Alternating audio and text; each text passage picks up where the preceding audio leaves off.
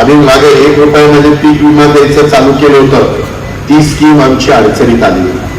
त्याच्यामध्ये खूप लोकांनी आम्हाला आपल्या ग्रामीण भागामध्ये सांगायचं तर चुना लावला, चुनाच लावला। ते नंतर आम्ही सगळं काढलं।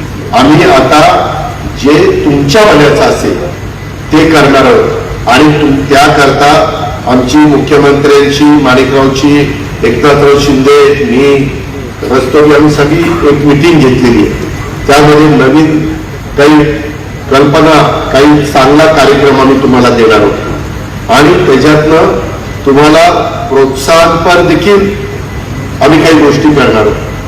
ते एकदा आमचा कॅबिनेट निर्णय होऊन द्या, कॅबिनेटला काहीतरी आता लवकरच आपला तो विषय येईल, तो आल्यावर त्या ठिकाणी तुम्हाला सांगेल, महाराष्ट्राला आम्ही सांगू, काय अंधारात तुम्हाला ठेवायचं काही कारण नाही।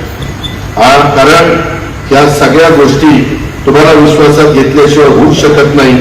हा जो आराखडा आहे तो आपल्या शेतकऱ्यांच्या भवितव्याचा आहे, तुमच्या समृद्धीचा आहे, जिल्ह्याच्या विकासाचा आराखडा आहे। या आराखड्याच्या माध्यमातून आपल्या जिल्ह्यातल्या विशिष्ट भागात विशिष्ट पिकांचा क्लस्टर पद्धतीनं लागवडीला चालना देण्यात येणार आहे। त्याच्यामध्ये जुन्नर, आंबेगाव, शिरूर, बारामती, इंदापूर, दौंड तालुक्यात आपण केळीचं क्लस्टर करतोय, पुरंदर तालुक्यात अंजिराचं क्लस्टर करतोय, भीमाशंकर परिसरामध्ये स्ट्रॉबेरी, जुन्नर आणि आंबेगाव तालुक्यात आंबा, बारामती तालुक्यात जिरायत भागात बारामती, इंदापूर, दौंड हे जो जिरायत भाग आहे तिथं पण सूर्यपूजन करण्याचा क्लस्टर विकसित करतोय आणि याला प्रक्रिया उद्योगाची जोड देऊन त्याला थेट निर्यातीशी जोडलं जाणार आहे। जास्त क्वांटिटी असली की या गोष्टी करता येतात, वेगवेगळ्या बाबी राबवता येतात। उद्या जर राज्य सरकारकडनं आणखी कुठला प्रोजेक्ट तिथे घ्यायचा असेल तर त्यामध्ये देखील आम्ही पुढाकार देऊ शकतो।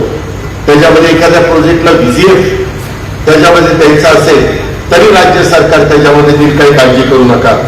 यामध्ये एकंदरीतच हे सर्व उपक्रम केवळ शेतकऱ्यांच्या उत्पादन वाढीच्या करता नाही तर त्यांच्या कृषी मालाची प्रक्रिया उद्योगाच्या माध्यमातून मूल्यवर्धन करण्यासाठी आहे।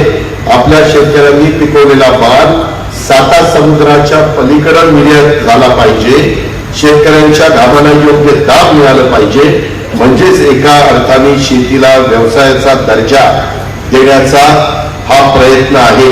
मगाशी कुणीतरी बोलत असताना त्या गोष्टीचा उल्लेख केला।